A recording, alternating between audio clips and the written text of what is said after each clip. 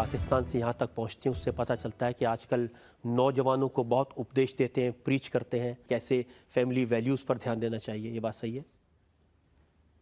کبھی کبھی. لیکن آپ جو لوگوں کو بتاتے ہیں وہ اپنے اوپر تو آپ نے امپلیمنٹ کیا نہیں. جب آپ نوجوان تھے تب آپ نے کیا کیا حرکتیں کی تھی جب آپ لنڈن میں رہتے تھے، اس کا چٹھا تو لوگوں کو معلوم ہی ہوگا. دیکھیں، اس لیے میری طرح کا آدمی زیادہ بہتر بتا سکتا ہے،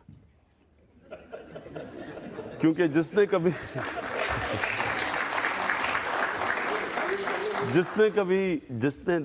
نے کبھی نہ مغرب دیکھا ہو، نہ اس نے کسی فیز سے گزرا ہو، وہ کیسے لوگوں کو بتا سکتا ہے؟ میری طرح کا آدمی جس نے سارے فیزز دیکھے، جس نے مغرب کے کلچر کو بڑے قریب سے دیکھا، جو مغرب میں اپنایا گیا، اور جس نے پھر دو کلچر کو اینالائز کیا، ان کی طاقت دیکھی، ان کی کمزوریاں دیکھی، تو میری طرح کا آدمی زیادہ کوالیفائڈ ہے نوجوانوں کو بتانے کے لیے کہ ان کو کس چیز سے بچنا چاہیے، کس چیز کے اوپر غور کرنا چاہیے.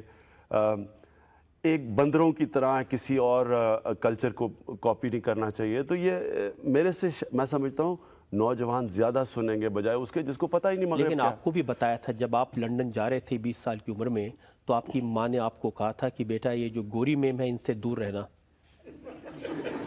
میری والدہ نے صرف یہ کہا تھا کہ پاکستانی عورت سے شادی کرنا، اور وہ اس لیے اس نے کہا تھا کہ وہ میری والدہ چاہتی تھی میں پاکستان میں رہوں. ان کو یہ خطرہ تھا کہ اگر میں انگلینڈ میں شادی کرتا ہوں تو میں اپنا ملک چھوڑ کے انگلینڈ اس لیے چلا جاؤں گا کیونکہ میری بیوی پاکستان میں نہیں رہ سکے گی.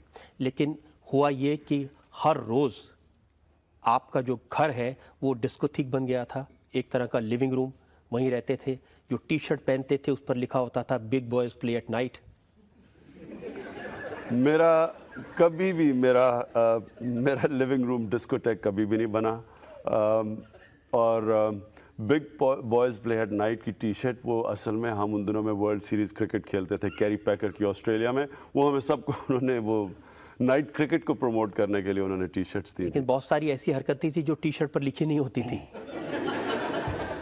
دیکھیں، یہ تو اب آپ کا جو امیجنیشن ہے یہ زیادہ آگے جا رہا ہے. جو بھی حرکتیں ہوں گی کوئی ایسی، میں ایک نارمل اپنے زمانے کا نوجوان تھا، اور کبھی اپنے آپ کو یہ نہیں سمجھا کہ جو میں کوئی پلے بوائے ہوں. یا یہ میڈیا میں دیکھیں نا، آپ کی مجبوری ہوتی ہے، آپ میڈیا میں آپ کو پروجیکٹ کرنا ہوتا ہے، آپ کو چینلز اپنے لوگوں کو دکھانی ہوتی ہیں، اخبار بیچنے ہوتے ہیں. یہ خبریں چھپتی تھی، آپ کو بہت مزہ آتا تھا. میں یہ دیکھو، یہ میں کبھی نہیں کہتا کہ میں فرشتہ تھا، لیکن میں کچھ تو مانا وہ نہیں. کچھ تو مانا. جی. بہت سارے نام آپ کے ساتھ برٹش میڈیا نے جوڑے تھے، بہت لمبی لسٹ ہے. ایما سارجنٹ کا نام آپ کے ساتھ جڑا، لولو بلیکر کا نام آپ کے ساتھ جڑا، سوسن کا نام آپ کے ساتھ جڑا، گولڈی ہارن فلم سٹار کا نام آپ کے ساتھ جڑا، میری ہلکن کا نام آپ کے ساتھ جڑا. آپ کو یاد آ رہے ہوں گے کہ کر کے یہ سب. لیزا کیمبل کا نام آپ کے ساتھ جڑا، TV star Anastasia Cook, MTV کی کرسٹین بیکر. اب کچھ تو سچ ہوگا اگر اتنے سارے نام دیے ہیں تو. یہ تو بھی آپ نے تھوڑے گنے ہیں.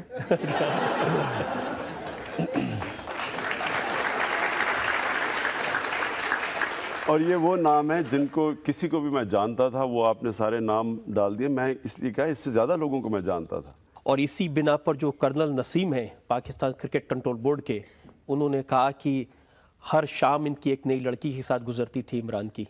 یہ کرنل نسیم اپنی فینٹیسیز میرے زیر رہنے کی کوشش کر رہے تھے. ان کی یہ فینٹیسی ہوگی. اس میں سچائی نہیں ہے. کوئی اور ٹھوس کوئی صحیح الزام لگائیں، یہ کیا الزام لگا رہے ہیں؟ عمران صاحب، یہ سب وہ الزام ہیں جو میڈیا میں آپ کے اوپر لگتے رہے، پاکستان کی میڈیا میں آپ پر لگتے رہے، برٹن کے میڈیا میں آپ پر لگتے رہے. میں ایک بیچلر تھا، زیادہ کرکٹ کھیلتا تھا، شادی نہیں تھی، اس میں اسپیکولیشن ہوتی تھی، کسی پارٹی میں چلا جاؤں، کسی سے نظر آ جاؤں. تو یہ ساری چیزیں جو آپ نے ناموں کی لسٹ دی ہے، اس کو کیا آدمی ڈیفینڈ کرے اپنے آپ کو. لیکن یہ بات اور یہ اتنی پرانی آپ باتیں کر رہے ہیں کہ میں تو بھول بھی چکا ہوں یہ سب چیزیں. کبھی نہ کبھی کسی کو تو یاد دلانا پڑتا ہے عمران صاحب. میرا تو ایک شادی سے پہلے کا فیز تھا جو میں بھول چکا ہوں. اس کے بعد شادی کے بعد کا فیز ہے اس کو وہ مجھے یاد ہے, اس کے اوپر کوئی بات کرے. जनता से पूछते हैं, अगर इस बारे में आपसे सवाल पूछना चाहते हैं. जिस समय आप पाकिस्तान टीम के कैप्टन थे, उस समय आप ऐसा मतलब क्या सोचते थे, ऐसा जब भारत के साथ मैच होते थे तो किस भाव से उस मैच को खेलते थे, और किसी टीम के साथ होता था तो किस भाव से खेलते थे? देखिए, भारत के खिलाफ तो मैं पूरा जोर लगाता था और पूरी कोशिश करता था कि शिकस्त दूं आपकी टीम को, लेकिन ये आप हमेशा ये याद रखें कि कभी ये कोई दुश्मनी नहीं होती थी, ये एक हेल्दी कंपटीशन होती थी, एक मुकाबला होता था, क्योंकि पब्लिक इतना इंटरेस्ट था इस मैचेस में. हमें पता था कि सारा हिंदुस्तान अपनी टीम के साथ खड़ा और हमारा सारा मुल्क अपनी टीम, तो जाहिर है पूरा जोर लगाना था मैंने. लेकिन भारत के खिलाफ जब खेलते थे तो डर भी होता होगा, अगर हार के वापस लौटे तो पब्लिक मारेगी बहुत.